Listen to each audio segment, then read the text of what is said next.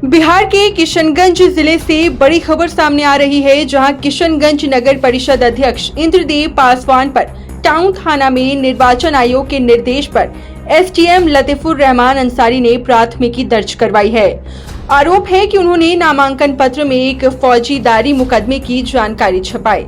इस मामले में शिकायतकर्ता दीपचंद रविदास ने जिला पदाधिकारी और पुलिस अधीक्षक से कार्रवाई की मांग की है। दीपक ने प्रेस कॉन्फ्रेंस कर बताया है कि निर्वाचन आयोग ने 19 फरवरी को ही जिला निर्वाचन पदाधिकारी को कार्रवाई के निर्देश दिए थे। अब जब गैर जमानती धाराओं में मुकदमा दर्ज हो चुका है तो प्रशासन और पुलिस को त्वरित कार्रवाई करनी चाहिए। उन्होंने कहा कि नगर परिषद अध्यक्ष को पद से हटाने के लिए वो इलेक्शन ट्रिब्यूनल न्यायालय जाएंगे। ये लंबी लड़ाई होगी जिसे वो अंतिम छोर तक लड़ेंगे। वहीं इस मामले को लेकर शहर में चर्चा भी तेज हो चुकी है। राजनीतिक हलकों में भी सरगर्मी बढ़ गई है। समाज सेवी इम्तियाज नसर ने कहा है कि नगर परिषद अध्यक्ष ने अपने अपराध को छिपाकर खुद को साफ सुथरा दिखाने की कोशिश की है। ये छल सिर्फ नगर परिषद के लोगों के साथ नहीं बल्कि जिला प्रशासन और निर्वाचन आयोग के साथ भी किया गया है। उन्होंने पुलिस अधीक्षक से मांग की है कि नगर परिषद अध्यक्ष को जल्द गिरफ्तार किया जाए। पुलिस अधीक्षक ने बताया कि निर्वाचन आयोग के निर्देश पर जिला अधिकारी द्वारा जांच में क्रिमिनल ऑफेंस को चुनाव के दौरान छुपाने की बात को सत्य पाकर एसडीएम द्वारा टाउन थाने में मामला दर्ज किया गया है। निर्वाचन आयोग में जो हम लोग का जो मामला चल रहा था, माननीय हमारे चेयरमैन साहब के ऊपर जो मैंने आरोप लगाया था, तो वो पिछले दिनों फरवरी महीने में 19 फरवरी को उस पर हम लोग का ऑर्डर आया। तो ऑर्डर में डीएम साहब को कार्रवाई करने के लिए आदेश दिया गया था।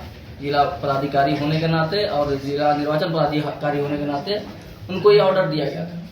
लेकिन इसके बीच में बहुत सारे ऐसे खबरें उड़ी, ऐसी बहुत तरीके की अफवाहें उड़ी जो लोग कंफ्यूजन में थे कि मामला को खारिज कर दिया गया है, बात को खारिज कर दिया गया है, कुछ नहीं होने वाला है। तो हम लोग जब तक हम लोग को इस बात का इंतजार कर रहे थे कि जो जिला पदाधिकारी साहब को जो ऑर्डर दिया गया है निर्वाचन आयोग द्वारा, अगर जब तक वो क्लियर नहीं हो जाता कि वो क्या कार्रवाई करते हैं, तब तक हम लोग बिना तथ्यहीन कोई बात नहीं करने वाले थे। हम लोग तथ्यों के साथ बात करने वाले थे और आज सारे तथ्य आपके सामने हैं। कल उन पे एफआईआर भी हुआ है, जो धारा 420 के तहत, 318 के तहत, 229 के तहत और भी उनके सुसंगत कुछ धाराएं हैं, जिसके तहत जो है वो नॉन अवेलेबल सेक्शन है।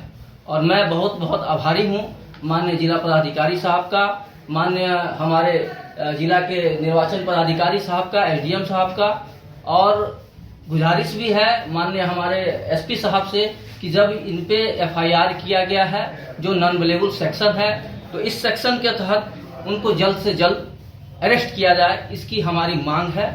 और जिला निर्वाचन पदाधिकारी साहब से ये मेरा अनुरोध है कि जब तक वो मामला कोर्ट नहीं जाता है, ये अपने कोर्ट में बेल लेके जब तक वो बाहर नहीं आते हैं और कोर्ट के अगले आदेश तक इनको निलंबित किया जाए, अपने पद से जो है इनको निलंबित सस्पेंड किया जाए। ये हमारी मांग है कि कोर्ट का जब तक अगला आदेश नहीं आता है, क्योंकि ये मामला संगीन है, ये अपराध जो है नॉन अवेलेबल सेक्शन में आता है इसके तहत। दूसरी बात ये है कि हम लोग को ये अफवाह उड़ाया गया था कि हम लोग के बाद जो खारिज हो गई है, मैंने पहले भी कहा कि मैं कोई तथ्यहीन बात नहीं करूंगा, मैं तथ्यों के साथ बात करूंगा।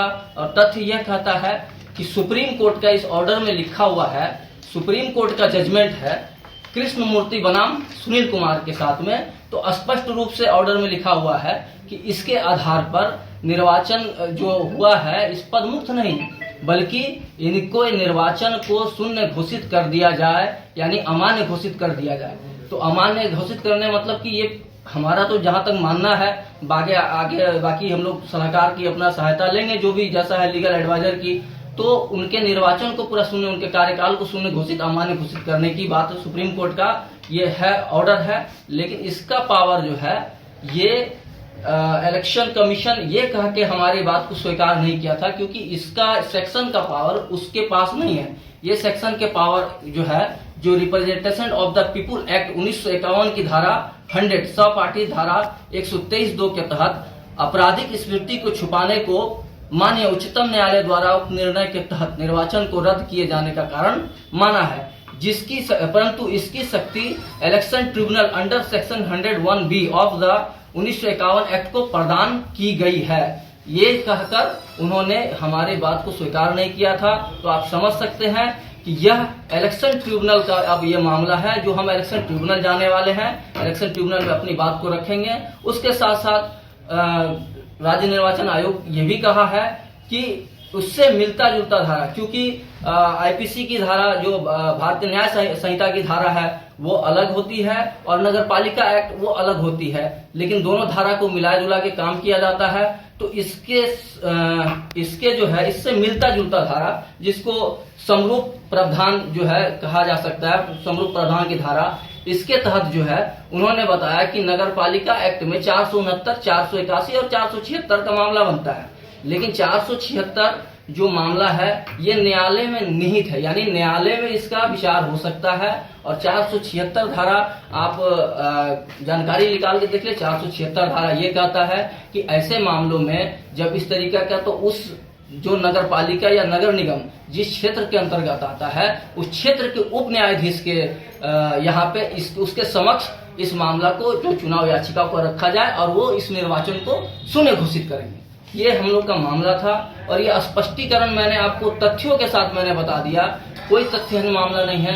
हमारी मांग फिर एक बार जो है माननीय हमारे पुलिस अधीक्षक महोदय से हमारी ये गुजारिश है, ये मांग है कि अगर कोई गरीब गुरबा या किसी के ऊपर कोई एफआईआर होता है, अगर नॉन अवेलेबल सेक्शन होता है, इस तरीका कोई बात होता है, तो उस पर त्वरित कार्रवाई करते हुए पुलिस उसको गली गली खोज के उसको ढूंढने लगती है। घर पे 4 से 5 बार छापेमारी होती है। जब ये एफआईआर हुई है तो मैं कहूंगा कि इसको संज्ञान में जिला जो पुलिस अधीक्षक महोदय लें इसको, और जो है इस पे जो उचित कानूनी कार्रवाई होता है, जो जांच का विषय है, जांच करते हुए जल्द से जल्द अविलंब इस पे गिरफ्तारी किया जाए। और जिला पदाधिकारी से मांग है कि इनको तत्काल जो है प्रभाव से इनको निलंबित किया जाए, सस्पेंड किया जाए कोर्ट के अगले आदेश तक। ये निर्देशानुसार और जिला पदाधिकारी महोदय के द्वारा जो जांच की गई थी उसमें प्रथम दृष्टया मामला यही बना था कि जो क्रिमिनल ऑफेंस था उन आरोप को अपने जो स्टेटमेंट था चुनाव लड़ते वक्त वो नहीं दर्शाए थे। इसी आरोप में